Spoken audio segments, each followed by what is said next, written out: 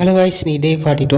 இன்னைக்கு வீடியோவில் இந்த கழுதையை நீங்கள் நல்லா பாருங்க. இந்த கழுதையை நல்லா வேலை வாங்குறதுக்காக இதோட ஓனர் இதுக்கு ஒரு கோல்டன் சாண்டலை பரிசாக கொடுக்குறாரு. இந்த கோல்டன் சாண்டலை கொடுத்துட்டு, நீ தான் இங்கே இருக்கிறதுலே திறமைசாலியான கழுதை, உங்கள் அடிச்சுக்க இங்கே யாருமே இல்லை, நீ தான் இனிமேல் இங்கே எல்லாமே அப்படின்னு சும்மா பறித்து விட்றாரு. இந்த ஓனர் சொன்ன வார்த்தையை கேட்டு இந்த கழுதைக்கு ரொம்ப சந்தோஷம்.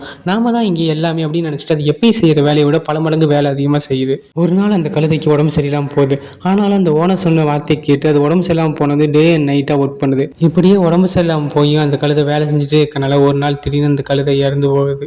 இந்த வேலை செய்யறதுக்கு ஒன்றை விட்டு ஆள் இல்லை அப்படின்னு சொன்ன அதே ஓனர் அந்த கழுதைட்டு இருந்த கோல்டன் சாண்டில் எடுத்து இன்னொரு புதுசாக யங்கான கழுதைக்கு கொடுக்குறாரு. புதுசாக அந்த கழுதைக்கிட்ட அந்த பழைய கழுதைகிட்ட என்ன வார்த்தை சொன்னாரோ அதையே சொல்றாரு. இனிமேல் எல்லாமே இங்கே நீ தான் அப்படின்னு சொல்றாரு. இதே மாதிரி தாங்க நம்ம வாழ்க்கையும். முக்கியமாக கார்பரேட் கம்பெனியில் ஒர்க் பண்ணுறவங்களுக்கு இதை பற்றி நல்லாவே தெரிஞ்சிருக்கும்.